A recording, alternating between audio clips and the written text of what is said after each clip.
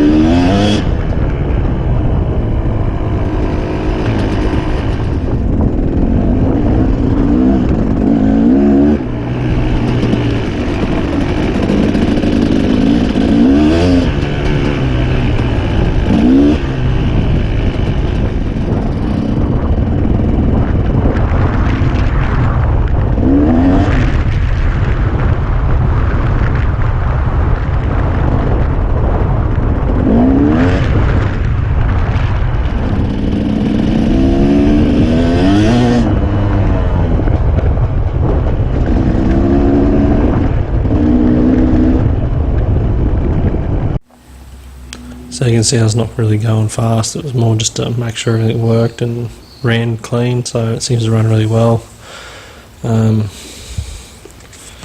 Yeah, what's next is probably waiting for the next lot of parts to show up, so I'm waiting for indicators to show up.